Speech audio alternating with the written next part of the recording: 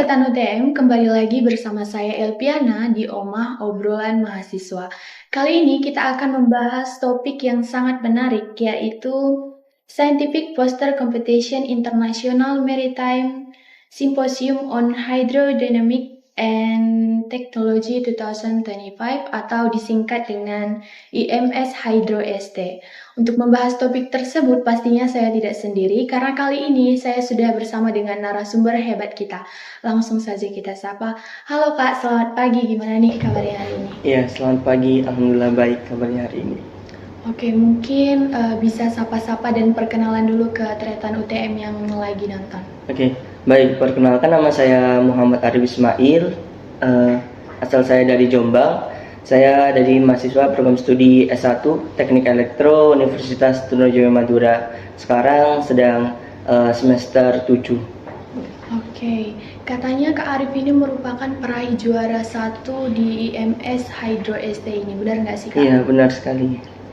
Oke, ngomong-ngomong soal IMS Hydro ST, mungkin bisa jelasin ke Tretan UTM biar nggak pada bingung, apa sih yang dimaksud dengan IMS Hydro ST ini? Baik, jadi IMS Hydro ST ini merupakan International Maritime Symposium on Hydrodynamic Science and Technology 2025 yang diadakan oleh PRTH, yaitu Pusat Riset Hydrodynamic Technology di BRIN, itu di Tangerang Selatan di Serpong. Nah, itu acaranya itu gini Kak. Jadi acara ini adalah acara simposium, perkumpulan para ahli dan profesional membahas tentang isu dan juga topik tentang kemaritiman Indonesia. Itu juga diundang para profesional ahli baik dari dalam negeri maupun dari luar negeri. Kemarin juga ada dari Korea, Jepang, sama India untuk membahas perkembangan teknologi kemaritiman seperti itu. Oke, kira-kira ada berapa peserta sih Kak yang mengikuti kompetisi kali ini dan mungkin Kak Arif ini tahu asalnya dari mana aja gitu? Oke, nah untuk kurang lebih jumlah penyisihan, babak penyisihan saya kurang tahu ya Kak. Jadi pembukaan pendaftaran itu dibuka kurang lebih selama 1 bulan lebih. Jadi pasti banyak ya yang daftar. Jadi itu kita langsung diumumkan setelah 1 bulan. Jadi itu akan langsung diumumkan yang lolos ke babak grand final itu berapa. Jadi kemarin tuh ada 3 kategori, ada Smart, Green, sama yang saya ikuti adalah Safe and Resilient Marine Technology. Nah di situ di babak penyisihan ini tiap kategori ada yang diambil belasan, ada yang sekitar 10. Di kategori saya diambil 7 dari peserta yang lain, yang lolos diambil 7 di kategori Safe and Resilient Marine Technology. Untuk asal pesertanya banyak ya Kak. Kemarin ada dari ITS, ada ITB, Undip, terus ada dari pelayaran Surabaya, kemudian ada dari Petra, dan masih banyak lagi. Kemudian lomba ini juga dibuka untuk ongoing yang S2 sampai S3 juga ada kemarin. Seperti itu. Wow, dari sekian banyak yang peserta, Kak Arif ini bisa meraih juara 1 di kompetisi kali ini. Alhamdulillah. Oke, gimana sih perasaan Kak Arif bisa mendapat peringkat pertama di kompetisi kali ini? Oke, perasaan saya pasti senang ya, senang dan bangga dengan diri saya. Karena di sela-sela kesibukan saya di mahasiswa teknik, saya bisa membagi waktu untuk latihan, mempelajari tentang riset ini yang kita lombakan di Scientific Poster Competition ini. Tentunya di sana juga saya belajar banyak hal mengenai materi penelitian ini yang kemudian juga saya desain menjadi suatu poster ilmiah. Jadi yang pasti perasaannya adalah senang dan bangga, baik dengan diri saya juga dengan teman-teman sekitar saya, seperti itu. Oke, mungkin boleh di-spill sedikit nih Kak, poster yang Kak Arif buat ini mengangkat tema tentang apa dan mungkin bisa dijelaskan ke Tretan UTM mengapa Kakak memilih tema tersebut. Baik, jadi poster ini itu tentang, dari judul saya ya Kak. Judul poster ini adalah pengembangan sistem pemantau gelombang laut berbasis LoRa untuk keselamatan dan mitigasi risiko di Selat Madura. Kita ambil di kategori Safe and Resilient untuk keselamatan kemaritiman Indonesia. Jadi dari riset ini itu kita bisa memantau, memonitoring kondisi ketinggian gelombang dan kecepatan angin yang ada di laut sebagai siaga jika terjadi bencana.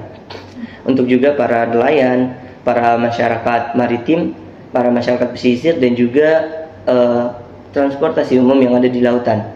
Untuk siaga jika terdeteksi bahaya untuk tidak melakukan aktivitas di laut, seperti para nelayan untuk tidak berangkat melaut, dan juga transportasi umum untuk tidak berangkat. Karena dari sistem kami itu kita bisa memantau menggunakan handphone. Jadi itu ada tampilan interface seperti web. Jadi kita bisa di web itu lihat ketinggian gelombang laut saat ini berapa meter, kecepatan angin berapa kilometer per jam, dan juga notifikasi. Kemudian di sistem kami ini itu juga ditanamkan artificial intelligence, di mana AI ini nanti dapat mengklasifikasikan kategori laut berdasarkan input dari ketinggian gelombang dan kecepatan angin. Untuk parameternya kita menggunakan nilai dari BMKG, kemudian dari parameter 2 ini tadi itu akan bisa diklasifikasikan menggunakan AI tadi, kemudian diupload di web untuk mengetahui kategori laut saat ini aman, sedang, aman, siaga, atau bahaya, seperti itu. Oh, keren banget ya. Maklum sih bisa dapat juara 1 internasional seperti itu. Oke, untuk mendapatkan hasil yang semaksimal ini pastinya banyak sekali tantangan-tantangan yang dihadapi ya Kak. Mungkin bisa diceritakan apa aja sih suka dan duka yang Kak Arif hadapi dalam mengikuti kompetisi kali ini? Baik, sukanya dulu ya. Iya. Sukanya pasti tadi senang ya Kak dapat juara 1, karena ini juga lomba nasional ya, dari kampus-kampus seluruh Indonesia. Bisa mendapat juara 1 adalah suatu kebanggaan tersendiri bagi diri saya. Nah, kemudian itu dukanya adalah saya benar-benar harus bagi waktu nih. Soalnya kan saya juga ada mata kuliah, terus sekarang ikut riset, buat skripsi sambil ikut asisten praktikum. Jadi di sela-sela itu saya harus bagi waktu buat latihan presentasi, karena kemarin kan kita presentasi ya, ada 4 dewan jurinya. Kemudian juga mempelajari hasil-hasil dari penelitian ini.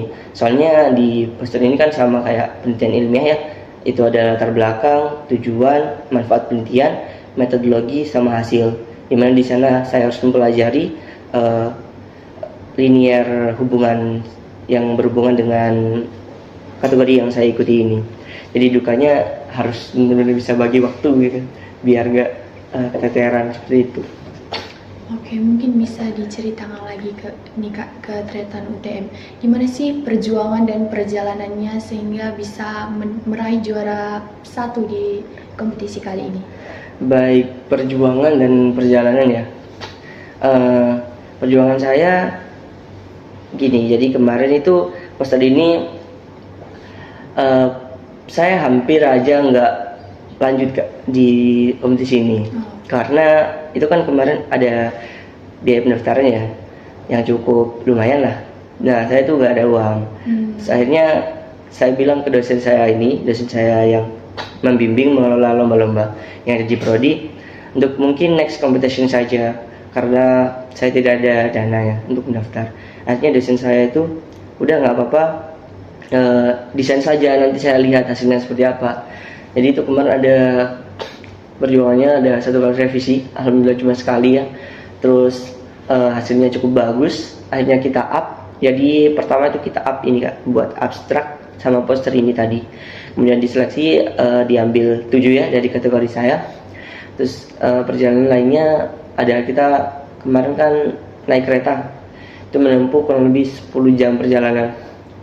Jadi kita berangkat hari Sabtu, sampai di sana itu hari Minggu jam 9. Kemudian kita ketemu dosen saya dulu di sana. Habis itu kita dijemput dari pihak BRIN, dikumpulkan di Wisma itu sore hari. Nah, terus acara ini tuh 2 hari ya. Hari Senin itu presentasi poster. Nah, hari Selasanya itu pengumuman. Sambil di sana di 2 hari ini juga diadakan acara simposium itu tadi. Seperti itu sih Kak prosesnya. Iya. Kak Arif ini mengikuti kompetisi kali ini sendiri atau satu tim atau gimana? Baik, jadi scientific poster competition ini itu boleh tim ya, tapi banyak yang tim. Jadi di poster saya ini itu saya, kemudian yang kedua adalah yang memiliki riset ini. Jadi ini tuh riset yang sudah dibuat oleh kakak tingkat saya dari tesisnya. Nah dari tesis ini saya angkat untuk dilombakan di poster ilmiah ini. Jadi itu ada saya, kakak tingkat saya, kemudian ada satu juga mahasiswa adik tingkat saya yang mungkin membantu saya seperti itu. Oh, oke. Mungkin bisa di-spill nih Kak, informasi terkait kompetisi ini didapat dari mana sih Kak? Mungkin dari Triathlon UTM ada yang pengen ikut tapi belum dapat info seperti itu. Baik, jadi pertama kali info ini saya dapat itu sebenarnya dari grup lomba di teknik elektro. Jadi di teknik elektro itu kita punya grup WhatsApp yang mana di situ ada dosennya untuk mengelola lomba-lomba yang bisa diikuti oleh mahasiswa teknik elektro seperti itu. Jadi dari situ tuh dosen saya menawarkan ini ada lomba seperti ini, barangkali ada yang mau ikut gitu. Nah di situ kemarin saya sempat denial karena sudah banyak kegiatan yang saya ikuti. Saya hampir bingung ini Kak, ini ikut apa enggak gitu. Soalnya di sisi lain di lomba-lomba sebelumnya juga nihil, nggak ada hasilnya gitu. Terus akhirnya saya coba aja karena tertarik ya. Itu di informasi lombanya itu kan dari BRIN ya, cukup spesifikasi dan cukup baik dan menarik bagi saya. Akhirnya sempat ragu juga karena di situ kan pakai bahasa Inggris ya Kak. Terus akhirnya gak apa-apa saya coba aja gitu. Jadi informasinya itu dari dosen saya, kemudian saya cari di Instagram pihak BRIN di TRTH itu ternyata bener ada. Akhirnya saya cobalah ikut dan alhamdulillah hasil seperti itu. Iya. Untuk kompetisi ini langsung ke tingkat internasional atau ada tahapan-tahapannya Baik. dahulu Kak? Jadi sebenarnya poster ini adalah tingkat nasional seluruh Indonesia. Nah untuk acara yang simposium ini itu acaranya adalah international simposium untuk dari dalam negeri maupun pihak dari luar negeri ya, yang diundang oleh pihak BRIN-nya. Jadi acara kemarin tuh ini scientific poster competition nasional seluruh Indonesia gitu Kak. Seperti itu. Oh, oke. Mungkin yang terakhir ada pesan-pesan dari Kak Arif ke teman-teman UTM supaya bisa mengikuti jejak Kak Arif menjadi orang yang hebat seperti itu. Oh baik. Jadi saya juga sama ya Kak, masih berproses seperti itu. Kita sama-sama mahasiswa. Pesan saya satu saja, jangan pernah berhenti untuk berusaha karena kita tidak pernah tahu di usaha kita yang keberapa Tuhan mengizinkan apa yang kamu usahakan menjadi milikmu seperti itu. Oke. Mungkin itu saja. Sebelumnya saya mengucapkan selamat sekali lagi kepada Kak Arif atas pencapaiannya dan mungkin cukup sekian.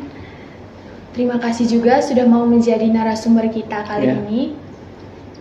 Oke, itu saja. Mungkin kita bisa ketemu di lain kesempatan lagi.